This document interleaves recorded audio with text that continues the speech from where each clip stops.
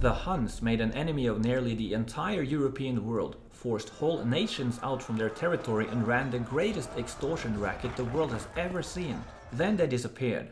Who were they, what was their hustle, and how did it all come to an end? The Huns hailed from the Eurasian steppes, likely somewhere around modern-day Kazakhstan. At some stage, this war-loving, horse-obsessed tribe, hungry for plunder and more hospitable lands, started migrating westwards. They crossed the river Volga of Stalingrad fame around 370 AD and set their course for the lands whom the Romans called Germania, at the time occupied by other barbarian tribes, most notably the Goths, whom were crushed and swiftly driven out of their territory and sought refuge within the confines of the Roman Empire. There was simply no standing your ground when dealing with the mounted Hunnic horsemen, whom eventually decided to make a home for themselves in modern-day Hungary. The exact location of their capital is not yet known. Some say it was Budapest. From here, protected by the natural defensive barrier of the river Danube, they would wreak havoc on the entire European continent. After consolidating their supremacy over all nearby rivals to their barbarian throne, many of whom decided to become Huns themselves, they set out to make bank. The dominant power in Europe back then was still the Roman Empire. In the beginning, the Romans used the Huns as mercenaries in civil wars and against other barbarian tribes, but the Huns were an unruly bunch and not a united tribe. The Romans thus found themselves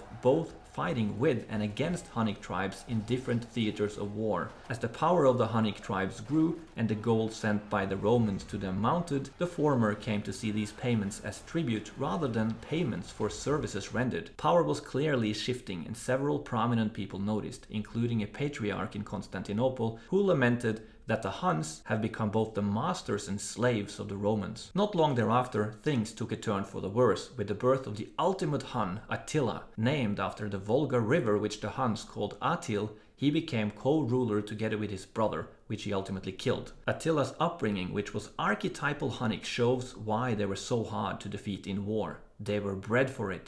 Fresh out of the womb, Attila was cut purposely with a blade so his body would know the hardships of battle. He was taught to ride a horse before he could walk. He was trained in archery and swordsmanship before he turned 5. He was built for war and grew up to love it. The shape of his cranium was also altered, as the Huns practiced cranial deformation. This practice meant shaping their heads to look broader and deformed, possibly to scare their enemies, just as the Vikings would file their teeth to look like wild animals a few hundred years later. Add to this the fact that the Huns lived, slept and ate on horseback, often riding with fresh raw meat under their saddle, which they would not prepare in any way but always consume raw, and you can begin to see why the Romans viewed them as a subhuman plague sent by God. By the time Attila hit 30, he'd already invaded Italy twice as a mercenary participating in civil wars, and killed the rebellious Burgundian king in Gaul on orders from the Roman emperor. By now, he'd realized he could likely go further on his own, against rather than with the Romans, and so he changed course. The Roman Empire was already split in two at the time, with one capital in Constantinople and the other in Ravenna. That's right, Rome was not even one of the two capitals of the Roman Empire at this stage. The Eastern Roman Empire had already been on the receiving end of Hunnic raids prior to Attila coming to power, and these incursions had ended up being financially advantageous,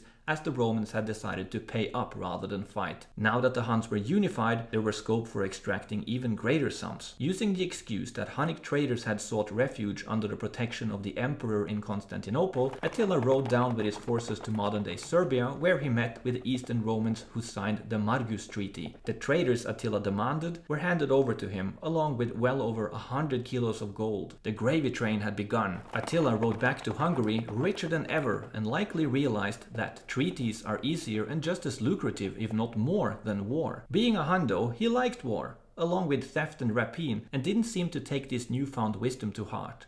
Instead, he launched a campaign against the Persian Empire, or Sassanids as we call them now, which ended in a humiliating retreat. This wasn't the first Hunnic-Persian war, but it proved to be the last. From here on and out, the Huns focused solely on Western Europe. As soon as the emperor in Constantinople had signed the Margus Treaty, he sent his army to deal with the Vandals in North Africa and Sicily. This meant that as soon as Attila came back from his failed Persian campaign, the lands of the Eastern Roman Empire were completely undefended. Attila went on a rampage rampage in what is today the Balkans, destroying some of Rome's most profitable trading centers in clear violation of his own treaty. The Huns didn't stop before they were on the outskirts of Constantinople. It now dawned on the Romans that peace or honoring treaties were not the way of the Hun. The Huns continued their campaigns over the following years, raping, looting, and extorting through the territories of modern-day Greece, Italy, France, and Spain. As one historian noted, Attila and his men seemed to genuinely enjoy warfare and military life. Farming or raising livestock didn't appeal to them. Since no one could defeat the Huns, the Romans were forced to once again seek terms with the very people that had violated their previous treaty. The amount of gold paid to the Huns annually now tripled to around 400 kilos. But at this stage, gold and tangible wealth ceased to appease Attila, for soon he even tried to blackmail the Western Roman Emperor into giving him half of his lands as a dowry for also marrying his sister, whom had expressed an interest in Attila. I guess women being into outlaws and bad boys is deeply rooted in history. So to sum up, Attila basically knocked on the Emperor Valentinian's door, demanded one of his family members, plus compensation for taking said family member. Imagine if modern kidnappers operated the same way. Instead of asking you for ransom to get your precious daughter back, they demand payment to keep her. Whilst amassing untold levels of wealth throughout these campaigns, Attila himself was said to be modest according to the first-hand accounts of historians who met him. He lived in a huge log house with animal furs and skin for insulation. He drank from a wooden cup at banquets, whereas most of his subordinates drank from cups made from gold. One could thus make a case for him being more grounded in reality than many Roman emperors. Such tales of Attila were relayed orally for centuries throughout the continent and even survived into Nordic sagas, which gave him somewhat of a pre-Viking age cult status in Northern Europe. He's even made it into Norwegian black metal. Attila,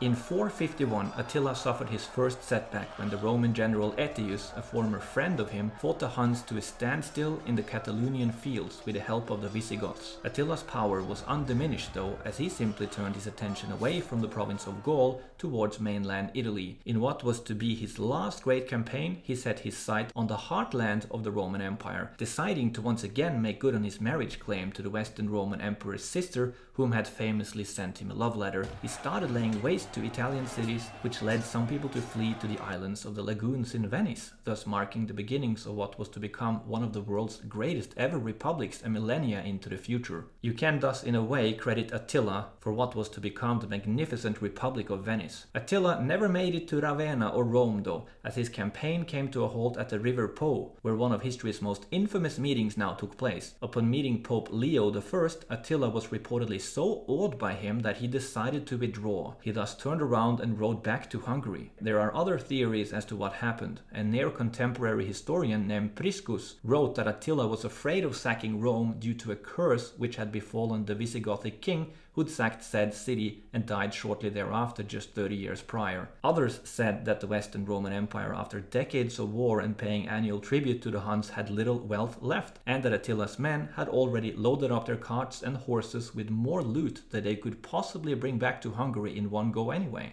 Attila also might have wanted to preserve Rome, as it had been his greatest cash cow and the source of most of his wealth. Why kill the golden goose? As they left their main camp at Lake Garda, Attila did deliver a Parthian shot, as he vowed to return and do worse things to the Romans were he not eventually giving the emperor's sister's hand in marriage along with imperial possessions as a dowry. That threat, however, never materialized, as the Huns never returned to Italy. Instead, back in Hungary, whilst preparing another campaign against Constantinople, Attila died on his wedding night, choking on his own blood after a serious bender. His empire was divided amongst his sons, neither of whom were strong enough to keep the Huns united. Sensing weakness, barbarian tribes, sick of playing second fiddle to the Huns, such as the Goths, rose up and revolted, killing Elak, Attila's oldest son. The Huns tried to keep their empire together, but it soon fragmented. Reprisals were carried out against Huns across Europe. Many were killed, whilst some managed to integrate into new nations and tribes. The scourge of God was gone, but Rome had paid a heavy price. Within 23 years of Attila's death, the Western Roman Empire went under, falling to another barbarian tribes, the Ostrogoths.